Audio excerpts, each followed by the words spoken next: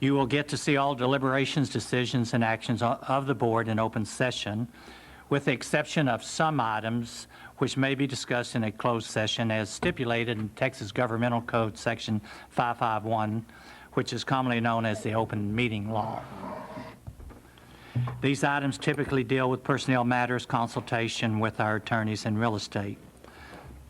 For the record, all board members are here with the exception of Ms. Klein, who's on her way.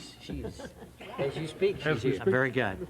Therefore, we do constitute a quorum and can conduct business on behalf of the district.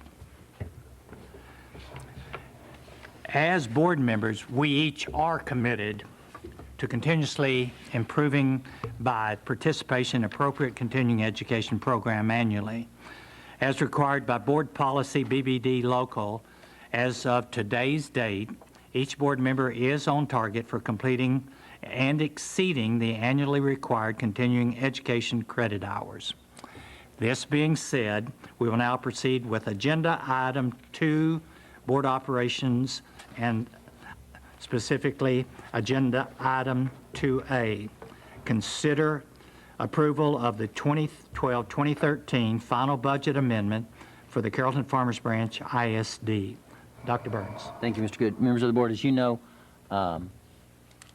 regarding the statute and the timelines of adopting the budget and setting the tax rate, we call this special meeting in August because it's hard to get it ready for that first meeting in August every year. So we appreciate you being here tonight to do this. It's obviously very important to the district in the year because we got to have a budget. So, Mr. Hyde, I'll let you take it from there. Thank you, Dr. Burns. As Dr. Burns says, there's a series of steps and a series of procedural items that we'll need to accomplish, and it's all part of the statutory requirements for the board to adopt a budget. We're going to start, the very first part of that step is item 2A, and that's actually the finalization of our prior year. And I'll turn it over to Ms. Tillman, Tanya Tillman, our Chief Financial Officer. She'll explain to you why we're asking you to make this final budget amendment and lead us through the first steps of our New Year's budget. Ms. Tillman. Thank you. Each year at this time, we do take a look at our revenues, and we look at our final student numbers and our latest tax collections, and we adjust our revenues accordingly to those estimates. In our expenditures, you will notice that most of the functional category levels, we've built in some increases, and those are contingencies that we like to put into the functions because we have legal requirements to not go above our expenditures on the functional level. We do journal entries, payroll accruals that happen after year end, and this just ensures that we don't have any type of compliance issue come up with our auditors that would get reported to TEA. We still believe we are going to come in well below the deficit budget that is indicated here when we finalize this fiscal year. At this point, we would request that you consider the adoption of the final budget amendment for the 2012-13 fiscal year. Okay. Board members? Mr. Short. Ms. Tillman, I heard you say you still believe we're going to come well below the deficit budget. Yes. I think I know what you mean by that, but I'm not certain. Okay. Although this reflects a $9.8 million deficit budget, we believe our final $9 million would come out of the fund balance. Yes.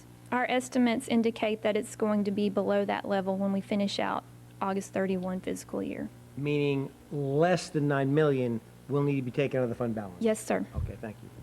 Yeah. Mr. Shore, we'll actually talk to that when we get to our proposed budget. Next year, Ms. Tillman's actually prepared a more detailed estimate of that final number, which is significantly less than $9 million. Okay. Other questions?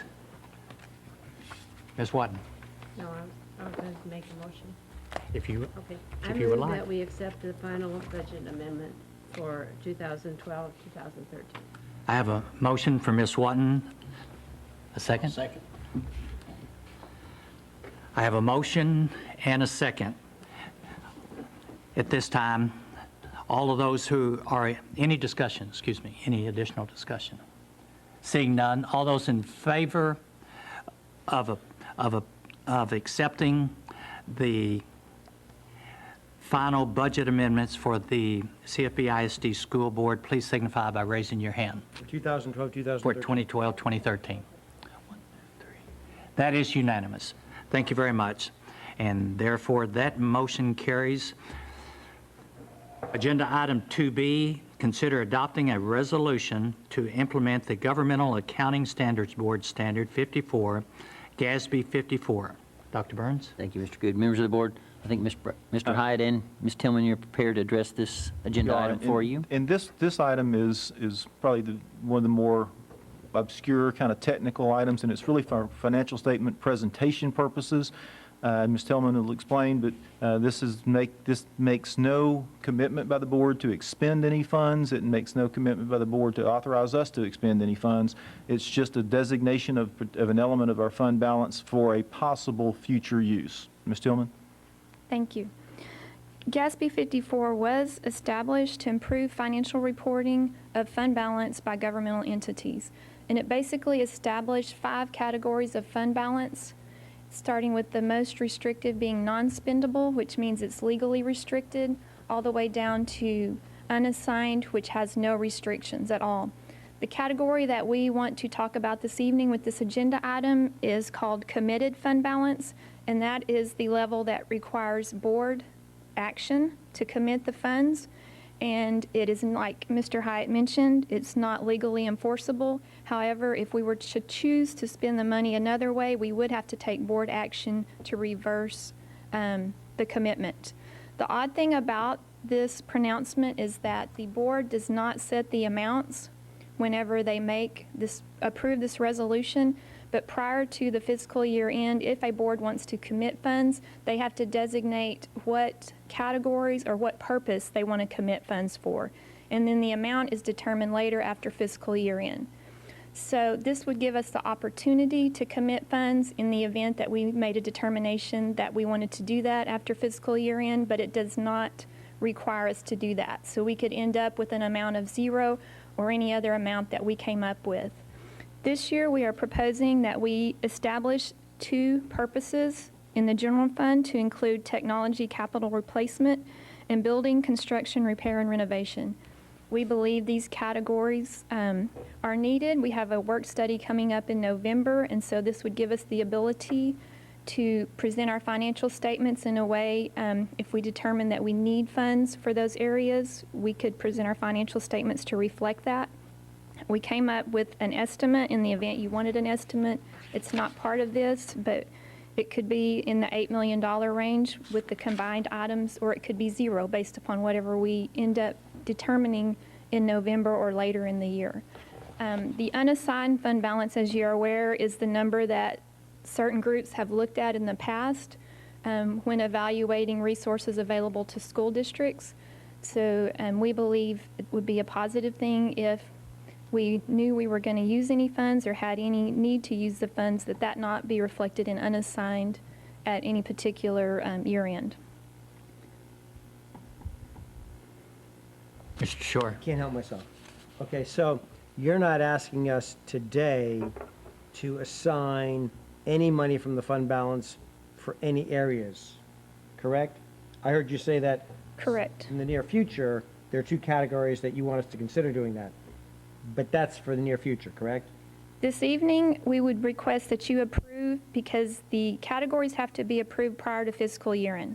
So we're asking that you actually adopt a resolution establishing technology and building construction, repair, and renovation as purposes for commitment. But we're not committing any dollars amounts. to that No, today? sir. That would be decided at a later date with direction from Dr. Burns when we're finalizing financial statements. And isn't it true that if we were to not do this, that there are some folks in Austin who contend that school districts have plenty of money because you're sitting on fund balance money that hasn't been allocated specifically somewhere, and so you can use it anywhere? Correct. Okay. So would this feasibly protect our general fund? It would just give us the opportunity, if we don't take any action, then we don't have the opportunity after year end to go back and say, now we would like to do this. So Understand.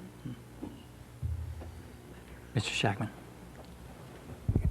Ms. Tillman, is there any anticipated issue or problem if we create this fund is the state or somebody coming back and say, you didn't put anything in it, you didn't use it? I can't see that there would be, but there's not any negative implications. No.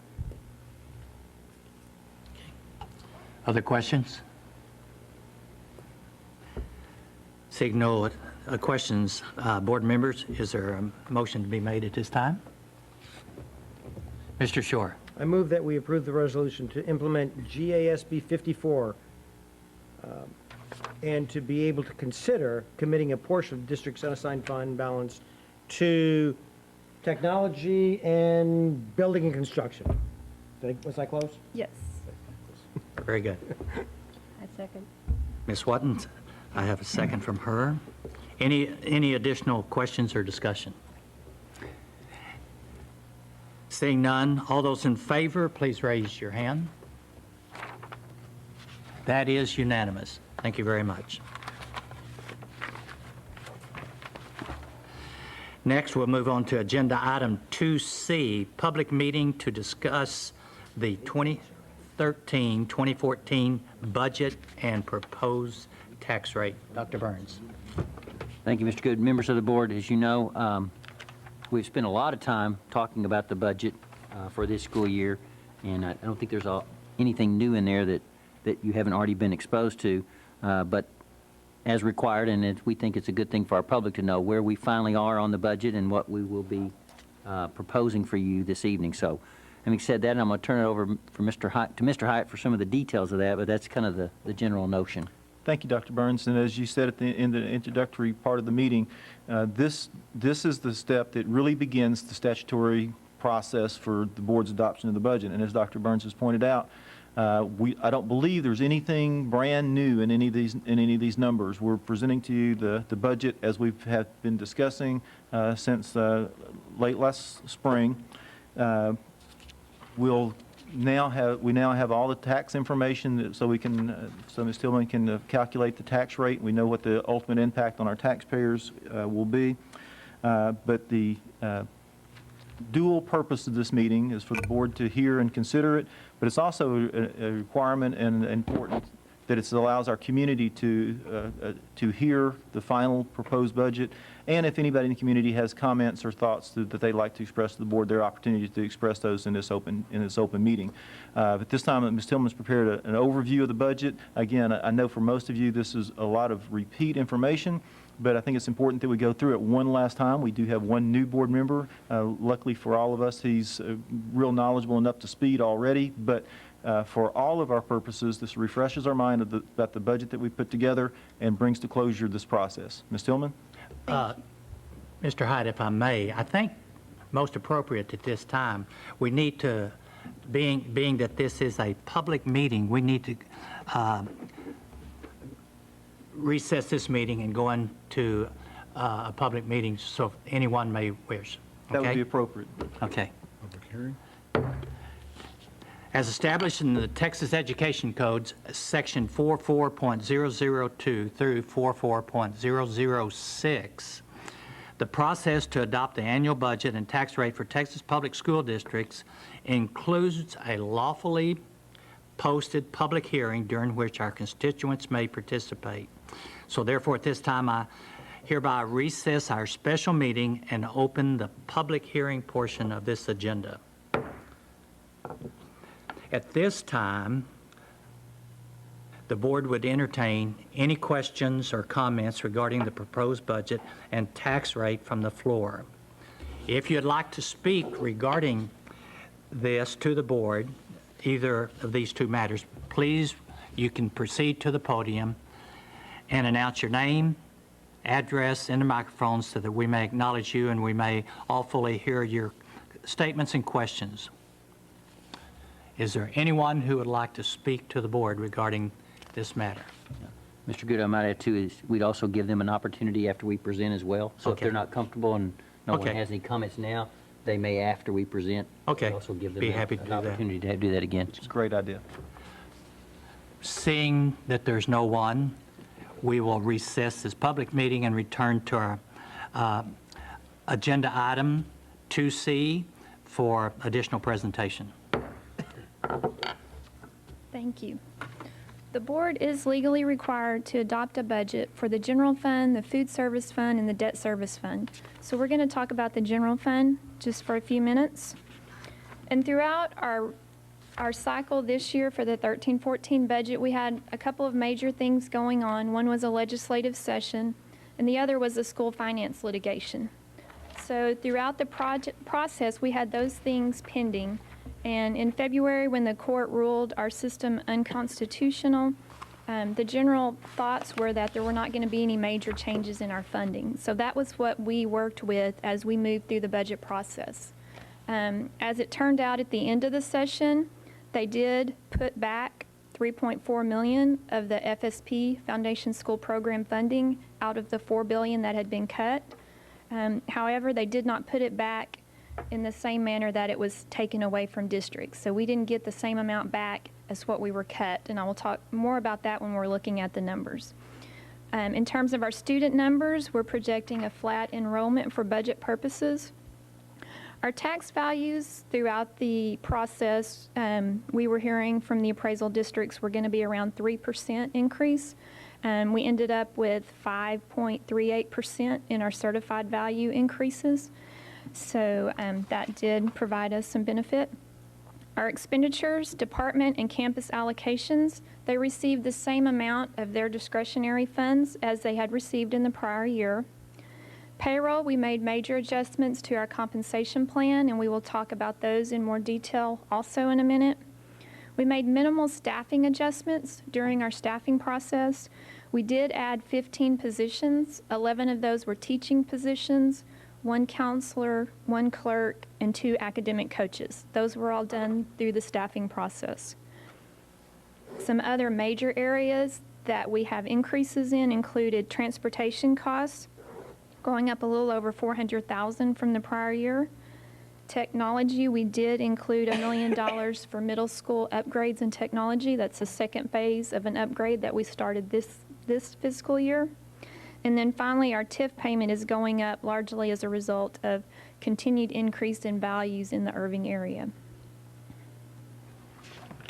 And I did want to go back over the compensation that was approved. If you remember at the work study, we did identify 3 priorities related to compensation, which included maintaining our longevity pay system, remaining competitive in our market area, and establishing a district-wide collective performance pay system. So at the May 2013 board meeting, the board did approve that we maintain the payment system for longevity, but we also added an additional $500 payment for each employee that is at the 20-year or more anniversary point. So they receive $100 for each year of service, and then plus an additional $500 at that point. We also adopted a 2.5% general pay increase for all employees. This increased our beginning teacher pay to $47,143. And then the last piece is the establishment of a collective performance pay plan system. And this is going to be paid in October. It's going to be $500, and it's going to be for all employees that were employed prior to February 1, 2012, remained employed the 2012-13 school year, and then came back in 13-14 and continue employment to the point that we make the payment. And this is tied to ERG, so we wanted it to benefit staff that worked for us in the 11-12 school year. So we're going to look a little bit at what we're currently estimating. So for 2012-13, right now, we are estimating a $3.5 million deficit. Our revenues are slightly above our original budget, and our appropriations are coming in slightly below. So we have 2 positive variances. So we're ending up below the initial budget. On our 13-14 estimates, our tax revenues, you can see we are experiencing an increase there of approximately $6.3 million. Our state revenues are not going up that much. Like I mentioned, the state put $3.4 billion back into the system, but it did not come back in the same manner. We were still receiving available state aid for tax reduction of a little over $5 million. Our increase in tax collection caused us to go from a target revenue district to formula. So we exceeded the amount we were receiving in state aid from tax reduction. So that's why the biggest part of the formula changes the state made, you don't see here because it was offset by our loss in target revenue. On our uses of fund, again, you'll see an increase in our operations of $201 million. The compensation adjustments that we made added approximately $4 million to our operating budget, and that's the combination of the raise and the performance pay plan. Our TIF payment is going up a little over $2 million. And then we have, again, the items I mentioned earlier of technology, staffing, and transportation. So we're currently looking at a $7.6 million deficit proposed for the 2013-14 school year. If you look by component, you can see that locally for the general fund, taxes and other local funding sources are picking up 72.8% of our revenue sources. Payroll and related items are almost 77% of our expenditures. If you take out our TIF payment, utilities and transportation, that lives a little over 10.4% in other areas. As we've discussed at several meetings, we know that this $7.6 million deficit budget is not something that we can do for long-term purposes. However, in obtaining board input on our fund balance, we are aware that we have a healthy level and we're going to utilize some of those funds at this point, knowing that we'll have to reevaluate as we start working on the next budget cycle to determine if we're going to continue to utilize or take other measures at that point. But the general direction at Healthy? Yes. The general direction at the point that we were preparing the budget was that we didn't want to make additional reductions to staffing levels at that point, and we didn't want to start the TRE process and have a tax election. We did want to utilize some funds. Tanya, you may just go back, again, most of the board is familiar with it, but just point out the level of fund balance at the end of the current year and at the end of the proposed budget year. So 2013, if we end up with a $3.5 million deficit, we'll be at 150. With a $7.6 million loss, we would be at 129 days at the end of the 13-14 budget cycle that we're talking about right now. If we continued. That's assuming that we did spend all of this year's deficit with Yes. that. Right. And just to kind of reinforce that 129 days in 2014 essentially means if for some reason we didn't collect any money after August 31st, 2014, we could operate for approximately 4 months before we went broke. It just gives you the window of flexibility. Okay, now we're going to shift to debt service. And right now for this fund, which is where we make all of our payments on our bonds, we're projecting a 3.8% increase for overall expenditures of $41.2 million. If you'll recall, in July, we issued the final bonds from our 2003 issue, which were approximately $45.8 million. So we now have no bonds left from that board-authorized issue. This largely resulted in the increase in our overall yearly expenditures, and so that's what we're seeing here in these numbers. Food service, again, we have an increase there, and it's a combination of increased payroll costs from the raises that we've given, along with increase in food costs, partially from menu changes that we've required to meet that have higher costs associated with them. So now we're going to talk about the tax rate. Since I still haven't figured out a way to bring videos with students, I'm going to try a trivia question, and it comes with a prize today, so bear with me.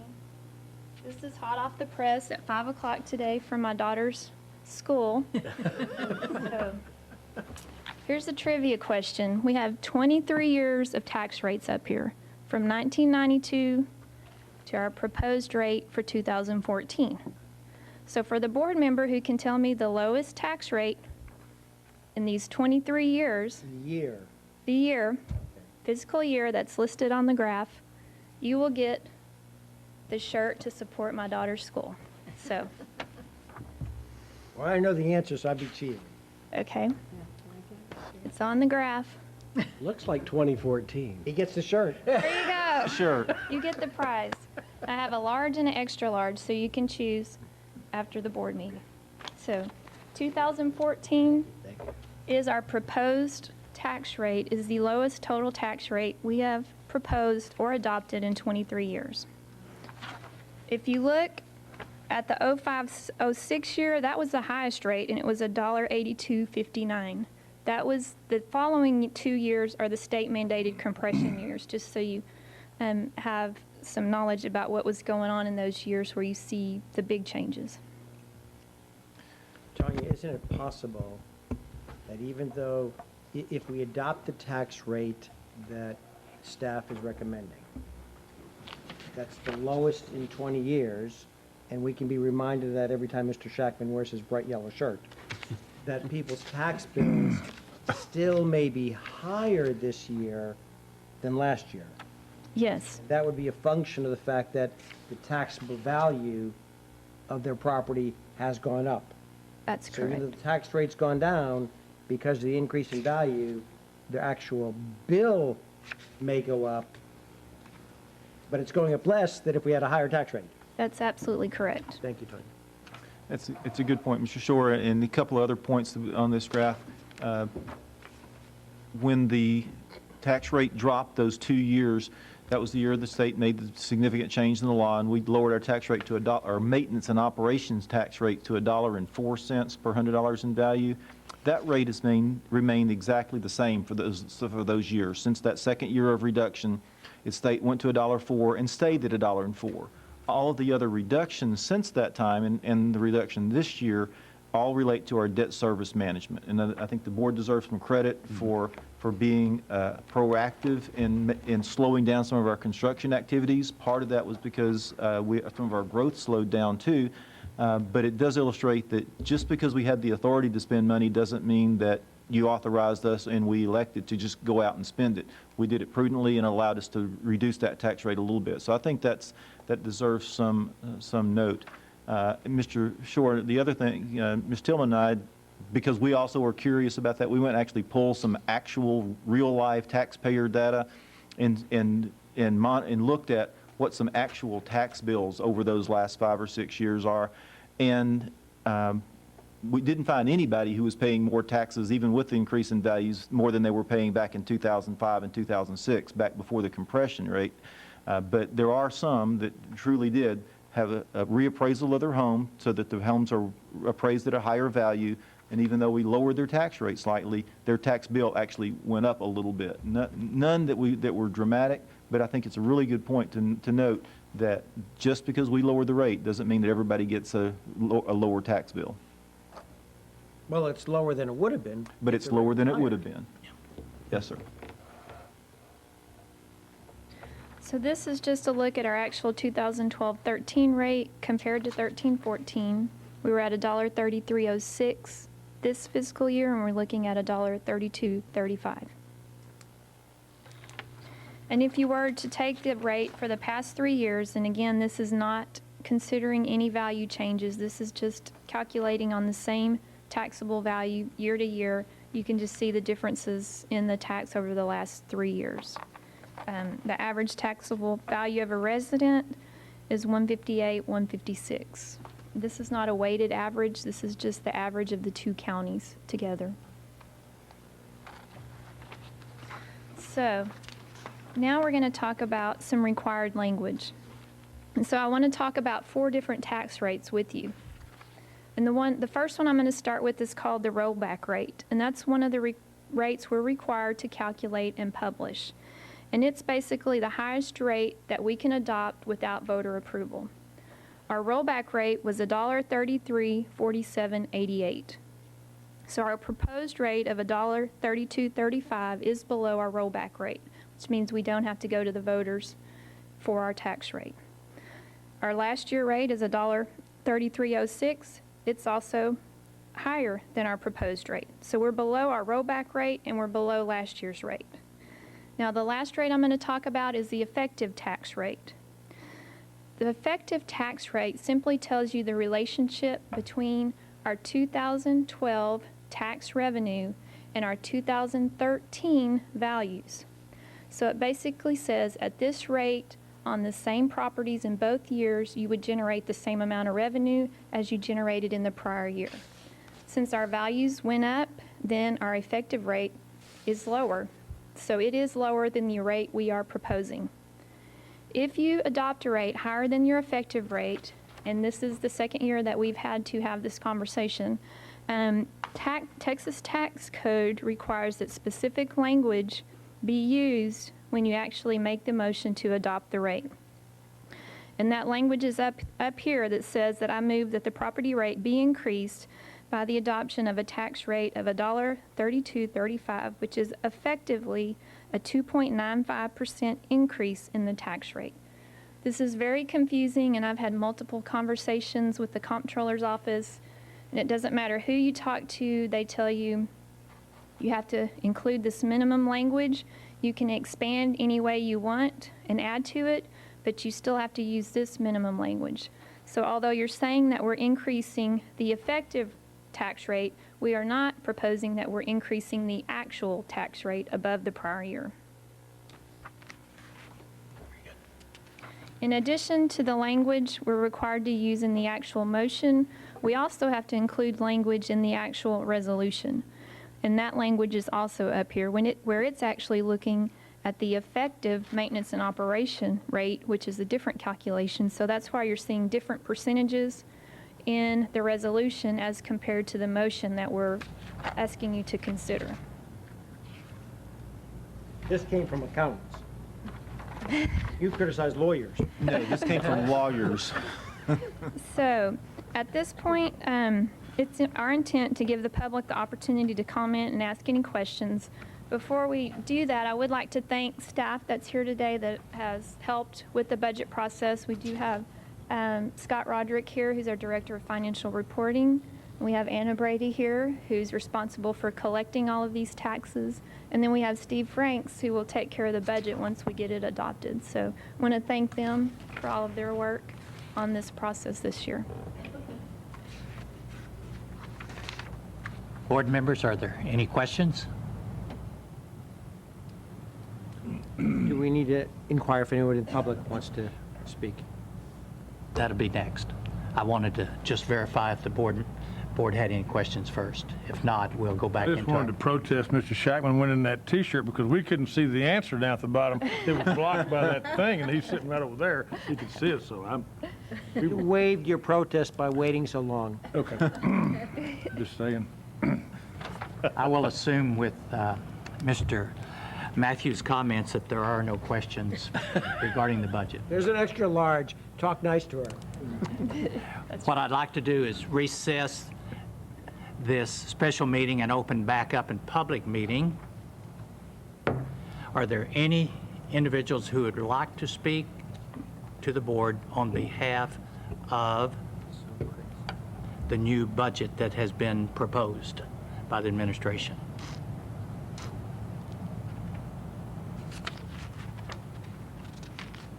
Hearing none, seeing none, we will then close the public hearing and return to our regular agenda item.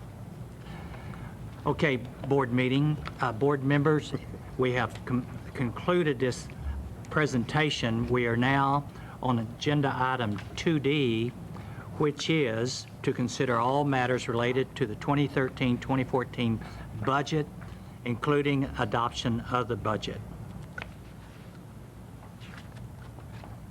There is a resolution attached for consideration for approval.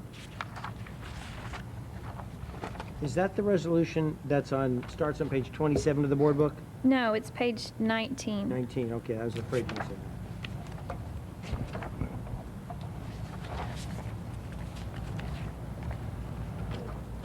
I think, oh, you put it back up there. Thank you very much. And this is for the next agenda item. Okay. That right there. Yeah, okay. Mr. Shore. I move that we approve the resolution such that we approve the budget for the 2013-2014 school year, such that we will have revenue in the amount of $262,438,202 and expenditures of $270,105,653. Thank you. Do I have a second? Second. Mr. Matthews, thank you. At this time, all those in favor of the budget as presented, please signify by raising your hand. This is for the 2013-2014 Resolution. school year. Correction. That is unanimous. Thank you. Now, the next item is consider all matters related to the adoption of the proposed tax rate for the tax year 2013. To me. Yes, and prior to the motion, it is recommended that we actually do read this resolution. So if you don't mind, I will read the portion of the resolution from your book. Whereas the Board of Trustees of the Carrollton-Farmers Branch Independent School District has heretofore approved and adopted the 2013-14 budget for this district. On this date, we, the Board of Trustees of the Carrollton-Farmers Branch Independent School District, hereby levy or set the tax rate on $100 valuation for the district for the tax year 2013 at a total tax rate of $1.3235 to be assessed and collected by the duly specified assessor and collector. $1.04 for the purpose of maintenance and operation, and .2835 for the purpose of payment of principal and interest on debts. Such taxes are to be assessed and collected by the tax officials designated by the district. This tax rate will raise more taxes for maintenance and operation than last year's tax rate. The tax rate will effectively be raised by 1.25% and will raise taxes for maintenance and operations on a $100,000 home by approximately $12.80. Very good. That's, Board members? Don't we Mr. have Shore. to say those magic words up there? yes, we just wanted to get that in the record. Because we can't read it. Mr. Shore. Maybe one of the dumbest things I've ever said. I sincerely doubt it. Mr. Good, I have a motion that I don't want to make, but I'm going to make. Okay. I move that the property tax rate be increased by the adoption of a tax rate of $1.3235, which is effectively a 2.95% increase in the tax rate, and as well as moving that we approve the ordinance setting the tax rate for the tax year 2013 as read into the record by Ms. Tillman. Very good.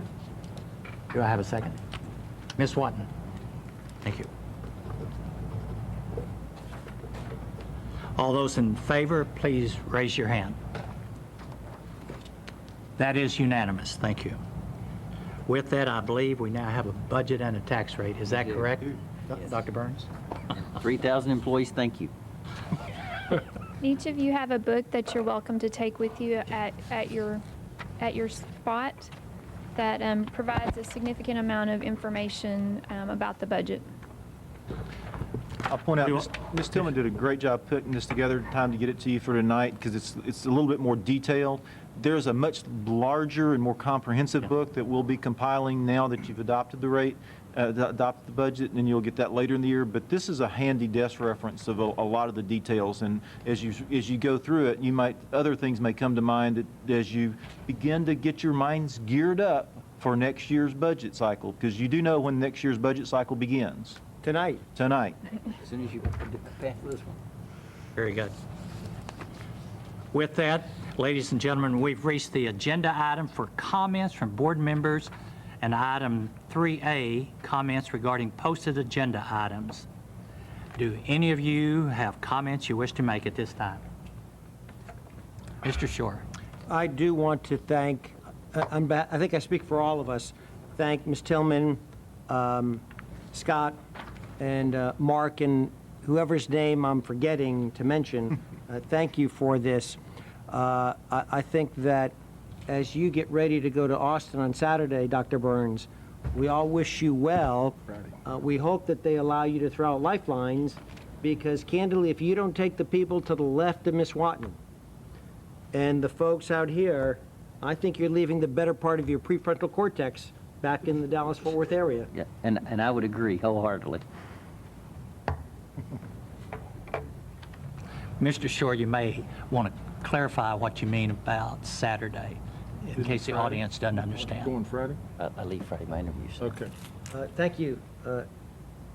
Our superintendent has been selected as the Superintendent of the Year for Region 10. Yes. There are 20 regions in the state of Texas. Dr. Burns is one of the final 16 going for interviews this weekend to determine if he's going to make it to the round of 5.